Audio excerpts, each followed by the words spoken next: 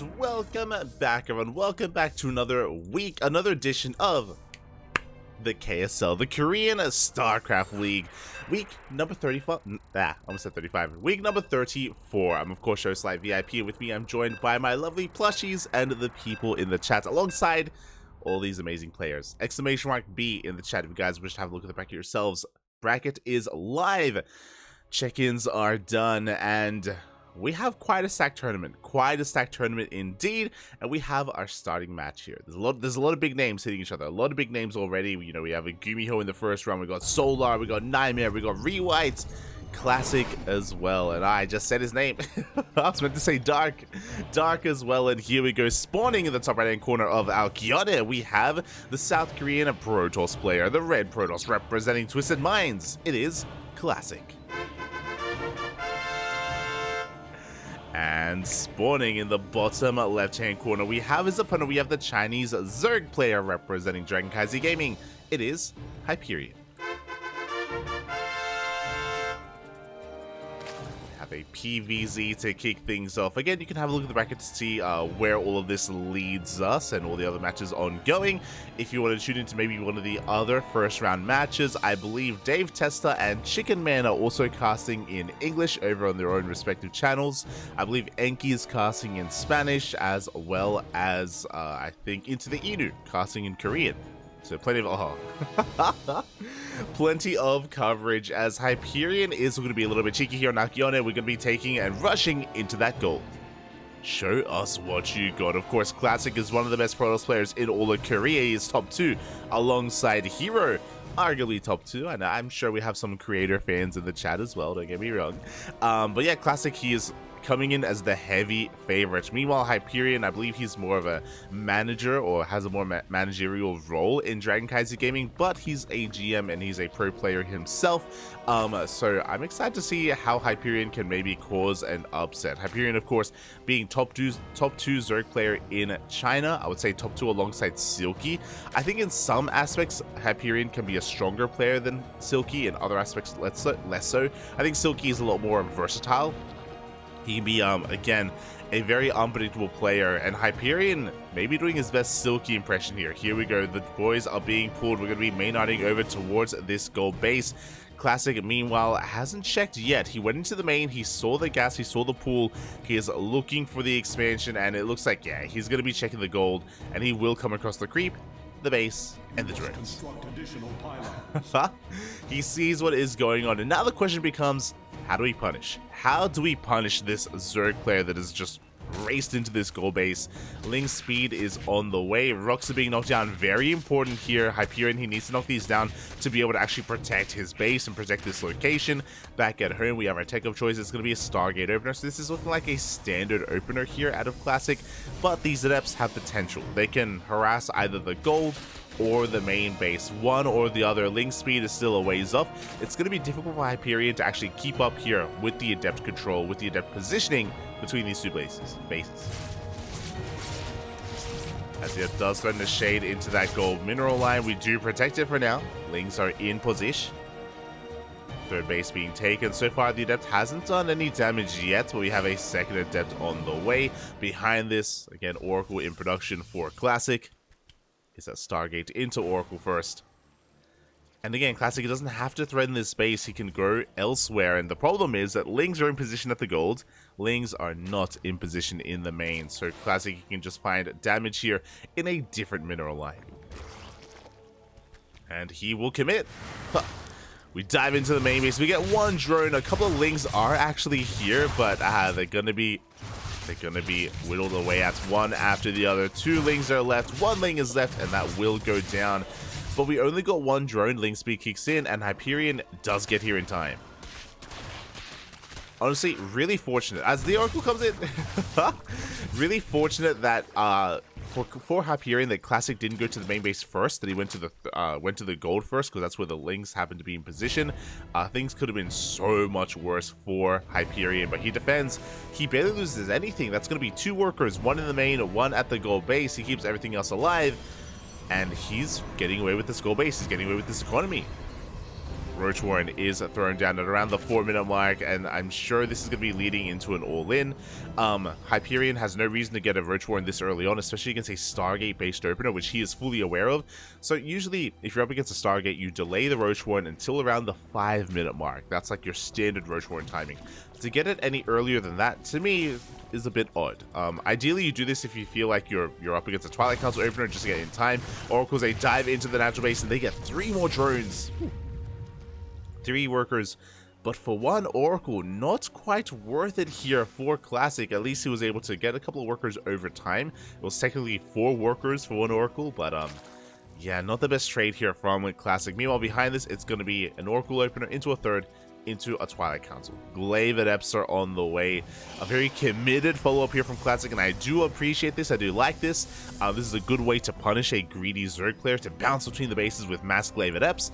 And so far, Hyperion doesn't see this. He is in the dark. He has Roaches potentially on the way. Roach Warren is done, so he should have an army. But it's about, can he keep up with the movement going between the gold, the natural, the main, back to the gold as well. It's going to be difficult.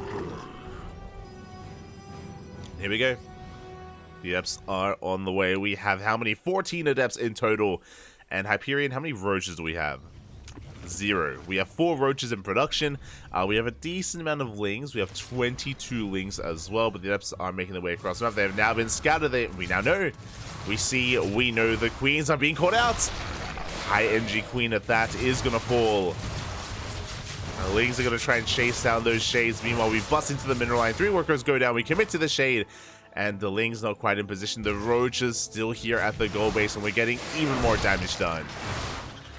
This is what I was worried about. Again, just trying to keep up here with the movement of the Protoss. Shade into main. Lings, we're kind of here, but another 7 workers have fallen. And that's still a healthy amount of Adepts. More Adepts here, shading into the goal base as well. We left a couple of Roaches behind, but 15 workers, 16, 19, 20.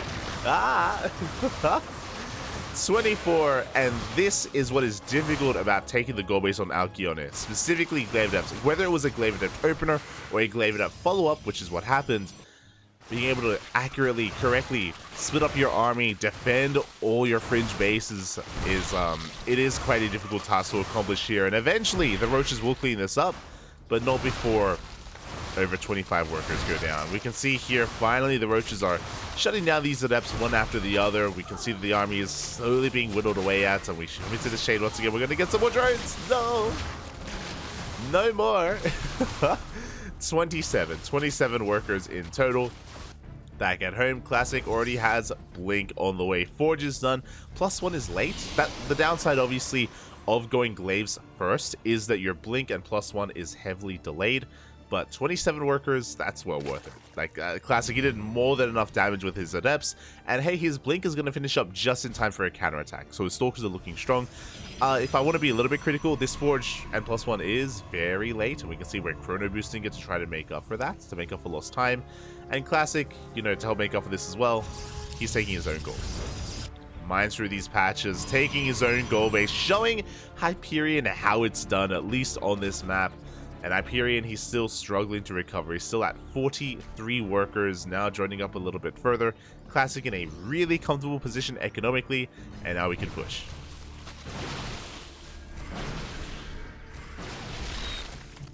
Now we can push. Roach is going down one after the other. 20 Lings are in production. Classic, he's just edging onto creep. He isn't committing. He's just clearing up whatever creep he can with these exposed tumors. Maybe a couple of overlords here and there. Revelation does not quite hit any of those tumors, unfortunately. If we wanted to, we could actually blink up the ramp into the core base, which would be wild. I don't think we quite want to go for that yet. And his Stasis Trap is thrown down. Storm is on the way as a splash damage of choice to Biles. Oof. We'll connect with that Stasis Trap. Not too bad here from Hyperion.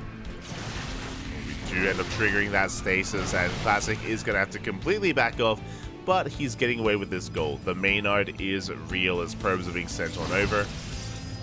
Rocks are being knocked down.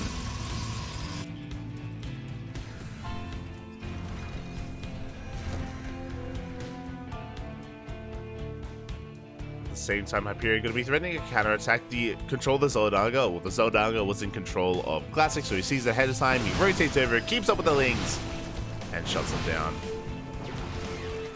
Now, at least Hyperion was given a chance to recover economically. You know, we're up to 53 workers at this point. We're getting a 4th base up and running.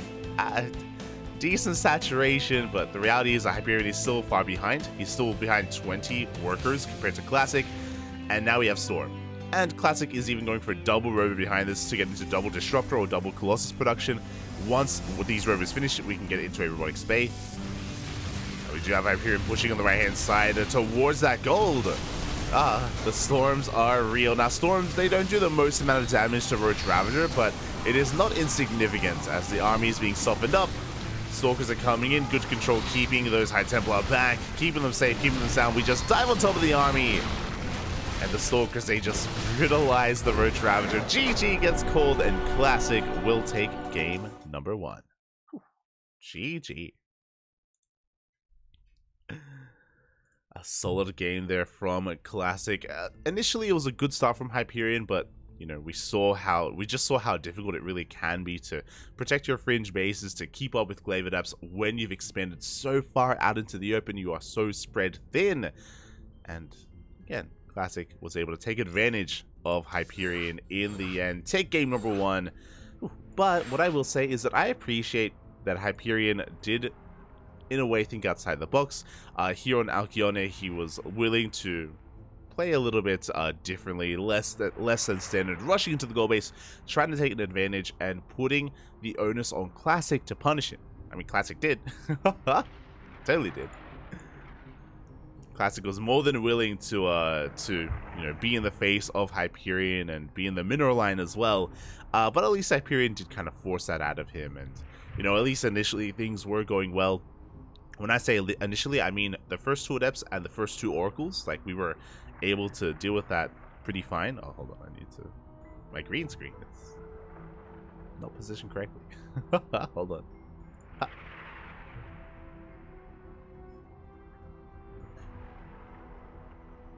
Yeah, initially things were...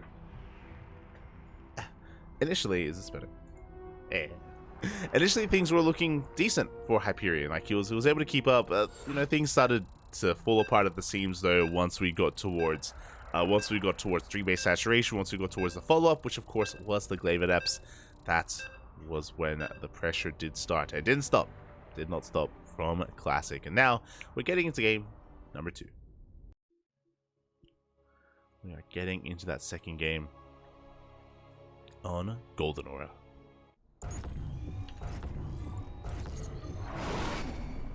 And spawning in the bottom right hand corner of Golden Aura, we have the South Korean Protoss player representing Twisted Minds, leading the series 1-0. It is Classic. And spawning in the top left hand corner, we have his opponent. We have the Chinese Zerg player representing CranKy Gaming. It is Hyperion.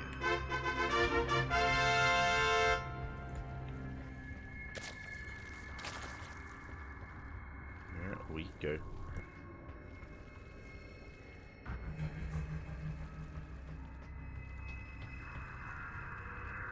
So I'm catching up with the chat. Hyperion is the base of Rainer's Raiders. True, true. Are we talking about one Rainer or the other? Ah. The Italian Stallion? It's one of his boys? Maybe, maybe. We can construct the lore. It's all good. Bienvenidos to Furajin, MW as well. Where are we going? To the moon, papi, to the moon. Ah. Hello, welcome complete. The Kitten Jedi, Slow Bro, obviously. Shout out to Babyling, and I don't want to miss anyone. Tater Tutor, Easy Phil. Bienvenidos. Bienvenidos. As for now, we have a standard opener. Now, don't get me wrong, we're on Golden Aura. It's in the name. There is a gold base, but this time we don't quite rush into it. I haven't really seen a player rush into this gold outside of ZVZ. In ZVZ, I think it was Oreo. I think Oreo versus Demi. We saw Oreo take this as his third, if I'm not mistaken. I think he took it as his third base. As he did spawn here towards the bottom right hand corner, and yeah, he was able to make use of that. This was I think the week of the patch, the week of release from this patch. But outside of that, we haven't really been seeing too many people be too adventurous. Usually this is taken as like a 5th base, like a pretty standard 5th base timing here, depending on who has map control and who does have control of the game and the map itself. As back at home, Classic just going to be going for a Nexus first, sorry, for a gate expand into a cyber core as well. So nothing too crazy here. We have our tech of choice. Oh my god, and Classic is looking to turn up the heat here. It is going to be a Twilight Council opener. Okay. Instead of the Stargate that we saw last game, it's going to be a Twilight Council. This is far more aggressive. This should be leading into something like Glaive at Depths or something like Dark Templar. That's another possibility. We're going to be keeping our eye on these gases. The gas count will give us a little bit more insight as to how aggressive we really want to be. If we do stay in gas, again, we can head towards DTs. We could even go Glaives plus DTs as well, as the lane does sip in and does get eyes on the Twilight Council. Very important scout. Very crucial scout here from Hyperion. And there it is. We have the Dark Shrine thrown down here. Quite an exposed Dark Shrine, but was not revealed to the Ling. So it is going to be a DT opener.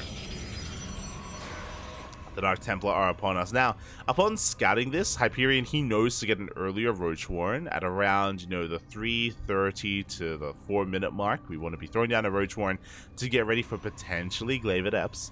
Meanwhile, Classic is going to be moving across the map. Just going to be harassing here with a couple of regular Adepts just to threaten and pose a threat here to Hyperion, threaten the mineral line even, and get a couple of worker kills. But now Hyperion is able to keep up. And so far hasn't lost too much here as we commit to the shade. Up. A worker is going to go down, but the Lings, they get a full surround and the Adepts should be cleaned up without too much issue. Behind this, we have a bit of a gateway explosion. It's going to be 4 gateways in total. Again, so we can get 4 DTs and morph in the Archons later on. That's what's important. Here it is. There's a Roach Warren at the 4-minute mark. So very normal Roach timing here considering what he's up against. Hopefully Hyperion doesn't skip Spores. He may be convinced that it's Glaive Adepts, especially after what happened in Game 1. Game 1, Adepts did kill him, to be fair. Like, they did cripple his economy and he could not keep up afterwards. So he may be hyper fixated on that. If he doesn't get Spores, then he will lose a base. So here comes the drop, and there's no Spores, Papi. Okay, there we go. Whew, we have 1 Spore here at the 3rd. We have 1 Spore, not quite at the main base, in the natural. The main is exposed, and Classic happens to be headed in that direction. Okay, we have 1 Dark Templar here working towards either the natural or the 3rd base. We have the drop going into the main as well, and the main is so exposed. Here come another wave of Dark Templar, and immediately we have the Spore on the way, but it may just be too late. Meanwhile, DT in the natural is going to be cleaned up. There is detection ready for it. But we can go straight for the drones. We can go straight for the Spore as well. We could even try to get some tech. That's going to be 14 drones in total. We do not have WCS game hard, so we have to look at the units lost time here. 14 workers do go down. We go straight for the base. Spore crawlers trying to reposition, but it may just be too late. The Spore is late to reposition. The main base will go down. At the same time, we recall back home. And not a single DT will make it out alive, but we have another Dark Templar here at the 3rd base. GG gets called. It's just too much damage, and Classic will take the series 2-0. GG. GG, well played. Unfortunately, we saw Spore at the 3rd, at the natural. There was no Spore in the main base, and we were not quite. What's important? We didn't see the prism. We didn't see the War Prism moving out. Usually, you have your Lings active on the map to see that, to know that you do need detection ready. You need to be prepared in the main base for that War Prism. Alas, it wasn't seen. It wasn't scouted, and Hyperion was not ready for it. GG, well played. A brutal start there, a brutal series, but nonetheless, very well done by Classic. Again, Classic, he is one of the best Protoss players in all of South Korea. So he's coming in as even one of the favorites for the entire tournament. It's difficult for anyone to stand up to him.